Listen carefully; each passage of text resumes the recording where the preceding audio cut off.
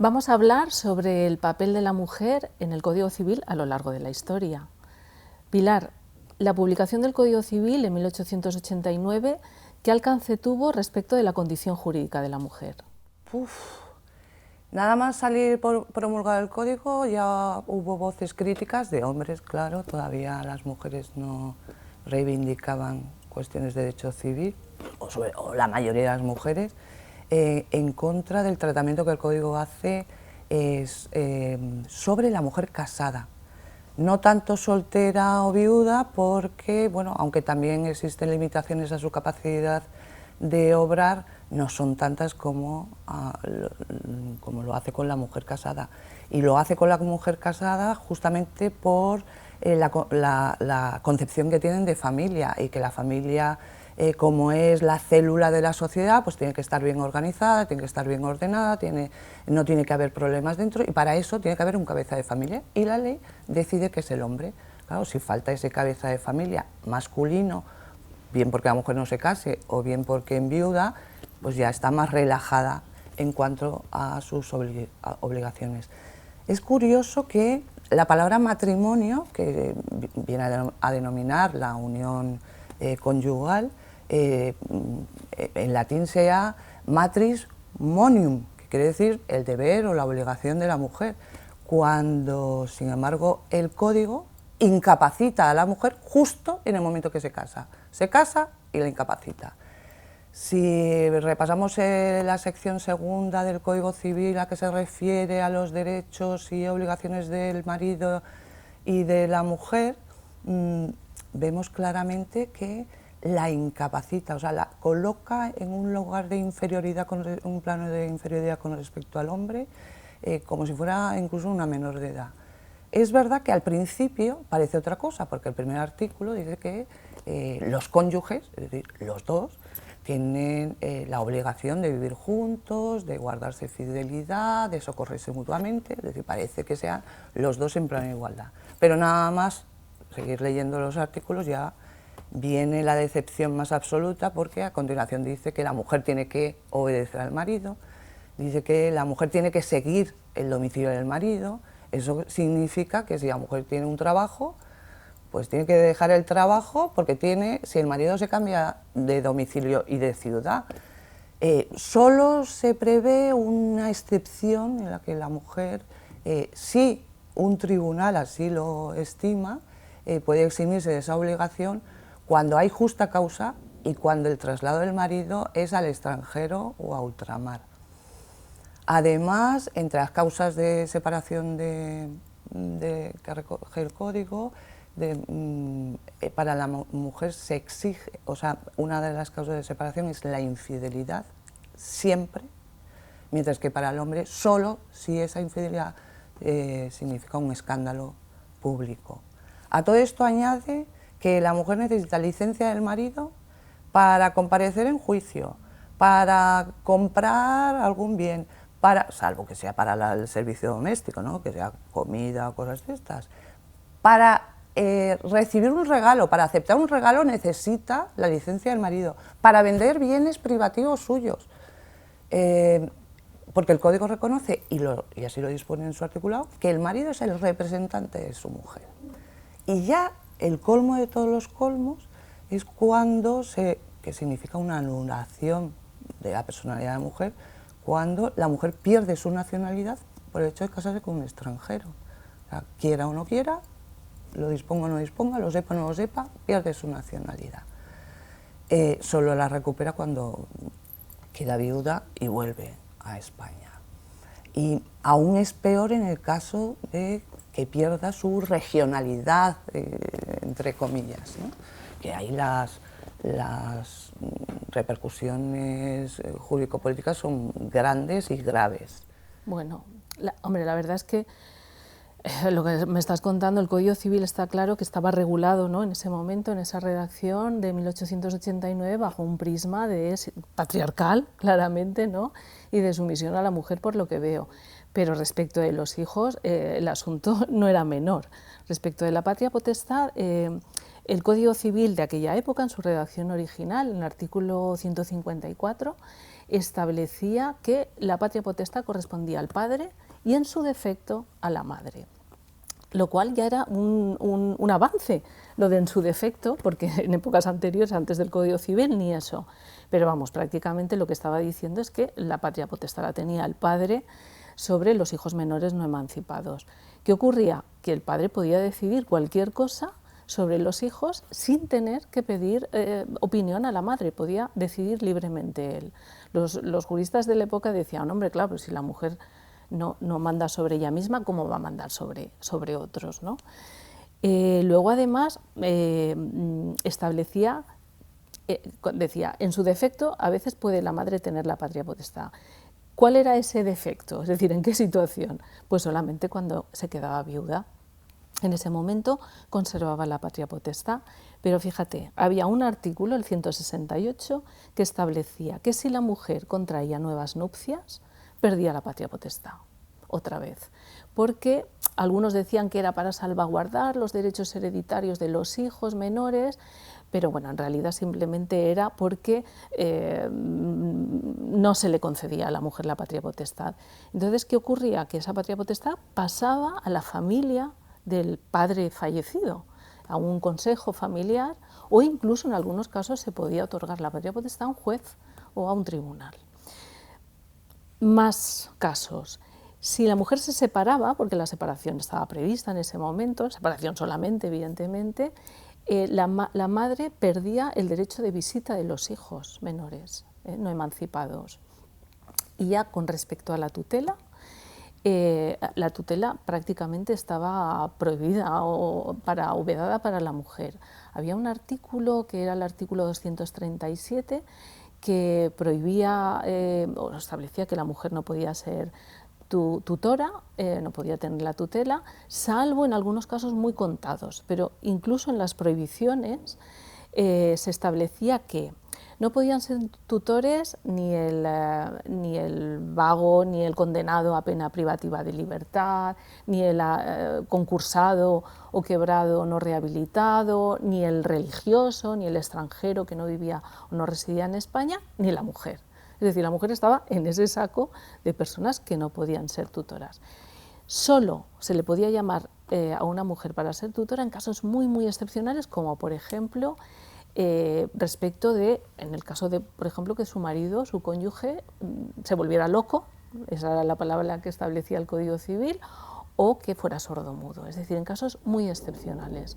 En todo caso, la cuestión es que la mujer, fíjate, estaba tratada como una cosa, como una propiedad del hombre, porque, bueno, pues eso, la mujer viuda sí que podía conservar la patria potestad de los hijos en el caso de que se casara en segundas nupcias, cuando el padre fallecido, el marido, había autorizado por testamento que primero que se casara, casi que autorizado, no ordenado, que se casara y que conservara la patria potestad. Es decir, la mujer era como una propiedad del marido, según la mentalidad del Código Civil en 1889. Y luego lo que me has dicho de la regionalidad no me ha quedado claro. ¿Qué es perder la regionalidad? A ver, es una expresión que utilizan en la época. Si el código se retrasa, justamente es por la oposición foral, y si el código se aprueba es porque acepta, junto con el régimen común, unas disposiciones civiles o una legislación civil para los territorios forales. Claro, si el hombre, con la mujer que está obligada a acompañarle, se traslada de Castilla a Cataluña y en Cataluña está residiendo 2 años y al cabo de 2 años va al juez municipal y pide que le inscriban en el registro civil como catalán o como vecino catalán, a partir de ahí está sujeto a la legislación catalana y por tanto cuando muere la mujer espera que en su testamento le deje por lo menos la mitad de los bienes gananciales y se puede encontrar que como tiene libertad de testar, pues se lo ha dejado todo a su hijo y se encuentra sin nada. Es verdad que a pesar de la poca información, porque claro, todo esto a la mujer no le llega, tampoco le afecta en exceso a la mayoría de las mujeres que no tienen nada que heredar, ni tienen nada que vender, ni que comprar.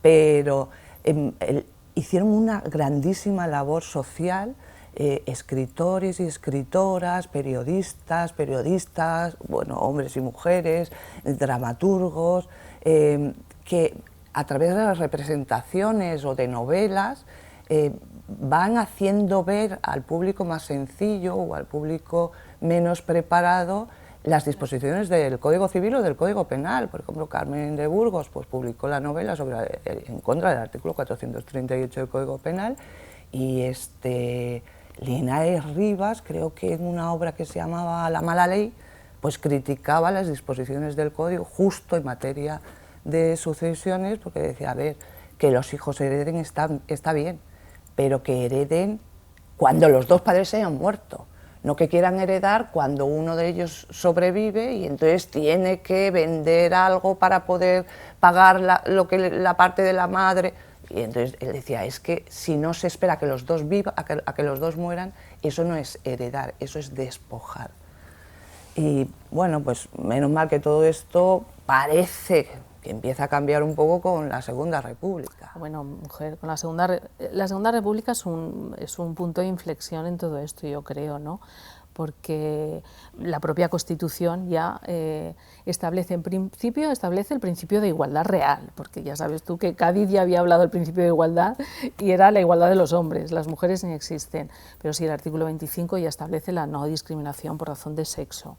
Luego además, relacionado en el fondo con la expansión de derechos de la mujer está el voto femenino, es decir, el sufragio universal por fin, el artículo 36, lo que de alguna manera abre la mujer al mundo en general, ampliando los derechos políticos, incluso a muchas profesiones también, que tiene su repercusión en el ámbito familiar, porque claro, es verdad que las mujeres ya podían estudiar desde 1910, por ejemplo, una carrera, pero la mayoría estudiaban y se casaban y no ejercían, ¿no?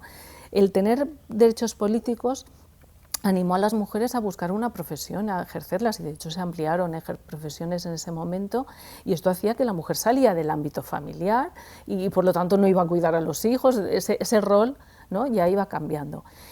Pero aterrizando, la Constitución ya establecía, bueno, aparte otra cosa, la Constitución establecía la separación Iglesia-Estado, y esto también es tiene repercusiones para la mujer, porque bueno, ya sabemos que la moral católica también había contribuido muchísimo a ese papel y a ese rol de la mujer. Entonces la Constitución establece el matrimonio civil, por ejemplo, establece la igualdad de los cónyuges en el artículo 43, absoluta igualdad de los cónyuges también con relación a los hijos y a sus obligaciones. El divorcio que luego se regulará con la ley del divorcio de marzo de 1932, y la igualdad de los hijos matrimoniales y extramatrimoniales. A partir de ese momento los hijos son iguales y los padres están obligados a atender a los hijos, provengan del matrimonio o estén fuera del matrimonio. Y una cosa que a mí me parece muy destacable, que es la posibilidad de investigar la paternidad, porque lo de la investigación de la paternidad, eso va a aliviar a muchísimas mujeres. Sabemos que en ese momento las mujeres no trabajan, no hay un gran número de mujeres que trabajan, pero de las que trabajan el 90% probablemente trabajaban en el servicio doméstico. ¿Y cuántas mujeres que trabajaban en las casas de gente pudiente, chicas, se quedaban embarazadas de los señores de la casa? Esto no es de película, era real. Y esas mujeres no podían exigir que el padre pues, reconociera la paternidad del hijo y por lo tanto asumiera las obligaciones que en este momento la Constitución estaba estableciendo. La verdad es que todo eso fueron muchos avances. El único problema es que pues la República, sabemos que duró poco tiempo, que se produjo el alzamiento, luego la guerra, y que no se pudo desarrollar mucha de esta legislación, quedó solamente en la Constitución. Pues, por ejemplo, el principio de igualdad se regula ya en la Guerra Civil, con un decreto en febrero del 37, es cuando se especifica la igualdad en el ámbito del derecho civil entre hombre y mujer, pero claro, pues ya sabemos lo que ocurre luego. Se acaba la guerra y viene Franco, ¿y con Franco qué? Pues no es que haya un parón, es que hay una vuelta atrás. Primero, la legislación avanzada de la República perjudica a la mujer. Todas aquellas mujeres que se hayan casado por matrimonio civil, ese matrimonio no se reconoce, con lo que tengan hijos o no tengan hijos, la mayoría o algunos de los hombres casados por lo civil dicen ahí te quedas, y la mujer se queda con sus niños y el marido se vuelve a casarse con otra o a hacer lo que quiera. Pero es que además cambia la concepción de la mujer. La mujer ideal es la mujer casada, llena de hijos, que para eso se subvenciona y se paga bien la maternidad, llena de hijos, sacrificada, resignada, el descanso del guerrero, que se decía, ¿no? Con lo que, si la cargan de hijos, tiene que criar la casa, tiene que cuidar del marido, tiene que ser la mujer estupenda porque tiene que recibir al marido después de hacer todas sus labores, hasta maquillada. ¿Dónde va a trabajar? ¿Cómo va a trabajar? Fuera de casa, porque dentro ya es excesivo. Es una forma de retenerla, porque efectivamente, aunque la mujer o el Fuero de Trabajadores diga que todos somos iguales y que hay que trabajar en todos los derechos, incluso el trabajo y tal, la cuestión es que, a pesar de que se pretenda que la mujer quede en su casa, es necesario en muchos aspectos o muchas economías domésticas que salgan a trabajar los dos. Es verdad que hay una cierta evolución, pero también es que el franquismo dura mucho. Y entonces, pues en algún momento, y conforme a la realidad social, pues tiene que haber algún cambio. El primer gran cambio se produce cuando en 1953 Mercedes Formica, una mujer franquista que avala la familia, el ideal familiar franquista, que publica un artículo en el ABC que se llama El domicilio conyugal. En él contaba la historia de una señora casada con 5 hijos a la que el marido le había acuchillado 17 veces. Y no era la primera vez, la mujer estaba llena de golpes, el marido se bebía lo que ganaba, un desastre. Y entonces, bueno, muchos periódicos se preguntaban que por qué no se había separado, y ella daba respuesta a lo que le había ocurrido, no solo a la mujer, sino por qué no se separa. Dice, no se separa porque la mujer, según la ley procesal, el artículo 1880 y siguientes de la ley procesal, incluso el Código Civil, no habla de vivienda familiar, habla de casa del marido. Y en el momento que sucede una cosa así y ella quiere separarse, la mujer lo primero que tiene que hacer es abandonar la casa del marido, aunque sea de ella, aunque sea de su padre, es la casa del marido. Y una vez abandonada la casa del marido, tiene que ser depositada, y así lo pone el código, como si fuera un mueble, tiene que ser depositada en un domicilio ajeno, que también especifica cuál puede ser y tal y cual. Y después presentar una demanda de separación. Si no presenta la demanda de separación, rápidamente es devuelta a casa del marido, con lo que después de todo pues las palizas serían mayores. Si la presenta, normalmente los jueces son partidarios de que el matrimonio se reconcilie, con lo que en la mayoría de los casos tienen que volver otra vez. Y si la gana, claro, se queda sin casa, se queda sin hijos, se queda sin pensión, sin alimentos y absolutamente desprotegida. ¿Cómo va a abandonar el domicilio? ¿Cómo va a pedir la separación? Y este artículo así presentado, que no es muy extenso, fundamentalmente cuenta la vida de esta señora, que no se muere, pero estuvo en el hospital más de un año. Y cuando ella sale del hospital, el marido ya había salido de la cárcel. O sea, que estuvo menos tiempo el marido en la cárcel que ella. Y cuando sale va a preguntarle, bueno, ¿y ahora qué hago? ¿Dónde voy? Si voy, es casa de mi marido. Y Mercedes Formica no supo qué contestarle. Y entonces, a partir de este artículo tiene tanta repercusión, no solo a nivel nacional, sino a nivel internacional. Bueno, los estudiantes de la Facultad de Derecho de Valencia le hicieron una falla en la Plaza del Patriarca, la plaza de la universidad, en la que aparecía ella, figura de ella, abajo un libro que ponía formicología, ella sujetando un aro por la que tenía que pasar, o pasaban todos los abogados, porque la situación había sido tremenda, la conmoción popular, hasta tal punto que ABC abre una encuesta que dura más de un año para preguntar qué opina cualquiera que quiera contestar sobre la condición jurídica de la mujer, si hay que cambiar algo en el código o no. Son centenares de respuestas lo que se dan. pero el 80% de esas respuestas son de hombres. Hay de todo. Hay muchas que son absolutamente ridículas, como pues si el domicilio conyugal ahora va a ser de la mujer, pues ya que le queda al hombre, el hombre está perdiendo su autoridad, lo están desautorizando, pero la mayoría está a favor de que eso tiene que cambiar. La trascendencia también es internacional, hasta tal punto que Franco se entrevista, o Mercedes se entrevista con Franco, que se interesa por el tema, claro. La idea o la imagen que estábamos dando fuera, los titulares del extranjero, es que España vive en la edad del Cromañón. Y Franco le dice que esto va a cambiar, que necesita su tiempo. Y efectivamente, la reforma se produce en el año 58, todavía tarda.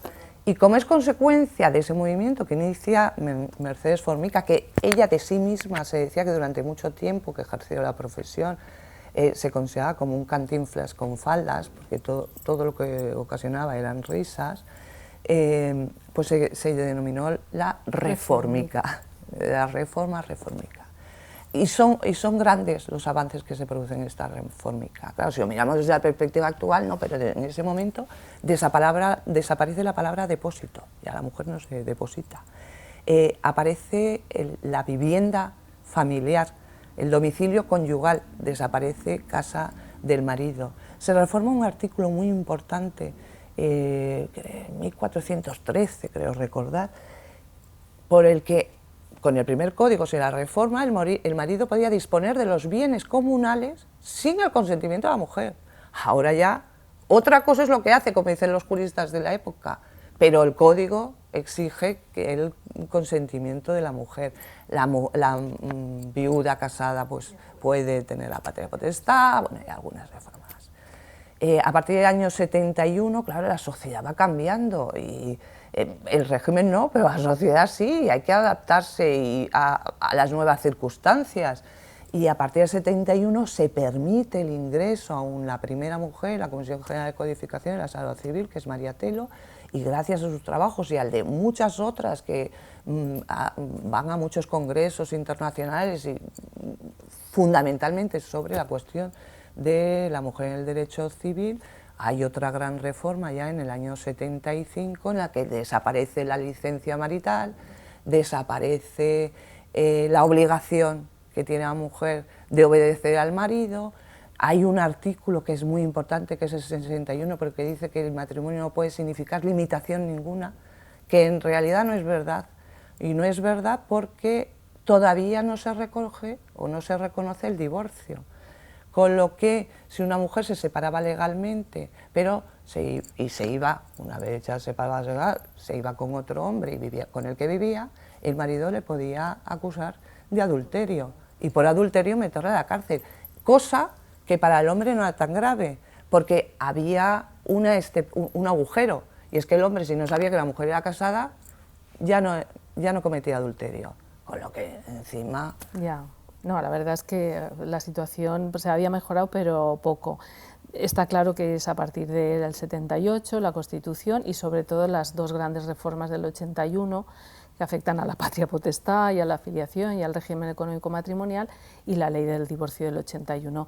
Toda esta situación ya da un vuelco importante. La verdad es que con esto que hemos hablado hemos hecho una especie de pinceladas realmente, porque podríamos rápidas, hablar muchísimas cosas del derecho de familia en relación a la mujer, pero también de la mujer en otras circunstancias. Y lo que sí que podríamos decir como conclusión, ¿no, Pilar?, es que la doctrina siempre iba por delante de alguna manera, es decir, habían autores que iban diciendo esta situación tiene que cambiar, tú misma lo acabas de contar, incluso sentencias del Tribunal Supremo, de las audiencias, muy contradictorias muchas veces entre ellas, pero que reflejaban que la legislación iba por un sitio y la situación real pues iba por otro. Nos queda mucho camino por hacer, muchísimo, por desgracia, sigue habiendo, ahí está la violencia de género, pero bueno, muchas más cosas. Pero bueno, pues tenemos que empezar por el Código Civil. Sí, el Código Civil, que todavía sigue hablando del buen padre de familia. En fin, pues nada. Ha sido muy interesante hablar contigo. Igualmente.